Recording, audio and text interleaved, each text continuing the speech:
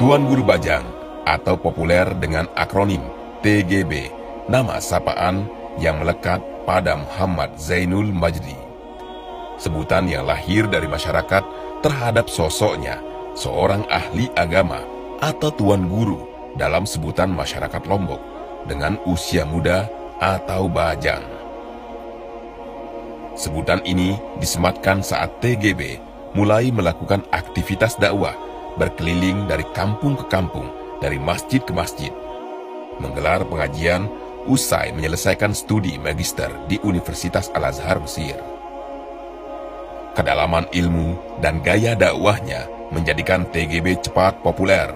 Kehadirannya mengingatkan publik pada kakeknya, Al-Maghfurullah Maulana Syekh Tuan Guru Kiai Haji Muhammad Zainuddin Abdul Majid, pahlawan nasional, pendiri Nahdlatul Wathon, organisasi yang juga kini dipimpin TGB. TGB menapaki jalan dakwah di medan politik. Pada pemilu 2004, TGB terpilih menjadi anggota DPR RI. 2008, TGB mengikuti kontestasi Pilkada Gubernur, pemilihan kepala daerah pertama yang dipilih secara langsung, mengalahkan gubernur incumbent dan dua pasangan lainnya yang merupakan para politisi senior. Saat dilantik September 2008, TGB tercatat sebagai gubernur termuda se-Indonesia oleh Museum Rekor Indonesia atau MURI, yakni dalam usia 35 tahun.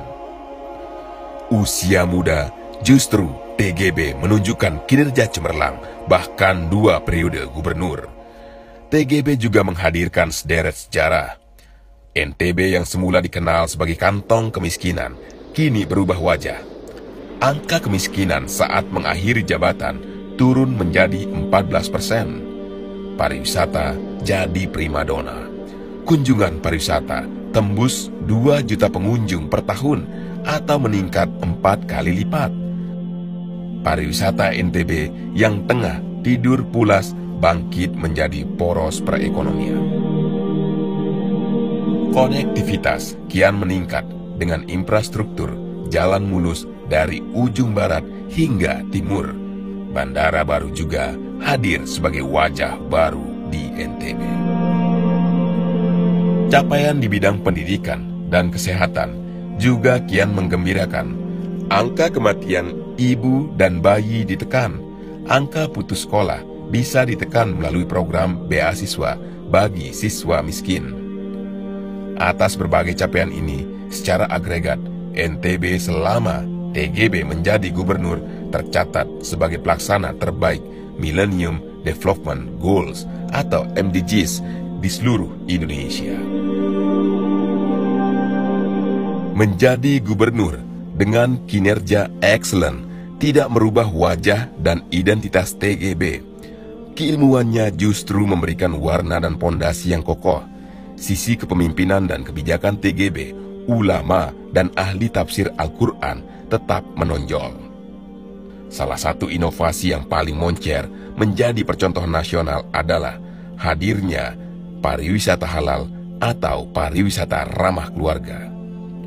2015, Pulau Lombok membukukan diri sebagai World Best Halal Tourism dan World Best Honeymoon Destination. Program ini merupakan buah dari implementasi nilai-nilai Islam rahmatan lil alamin. Aktivitas ekonomi masyarakat berkembang. Di satu sisi, bisa meminimalkan dampak negatif.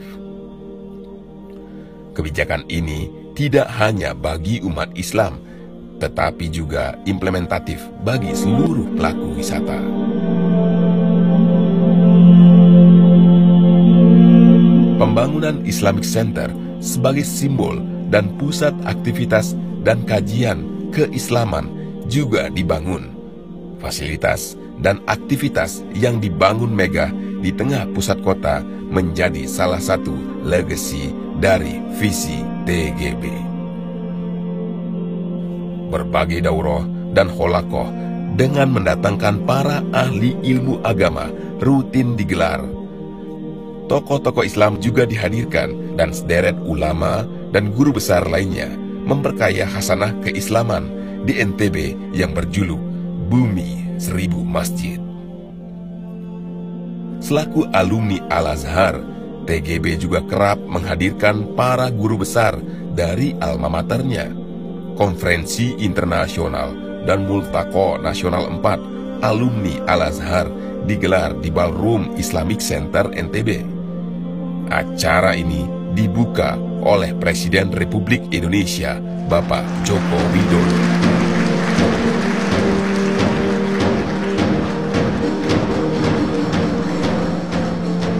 TGB tidak hanya ulama dan pemimpin di NTB, tetapi menjadi ulama idola di penjuru Indonesia.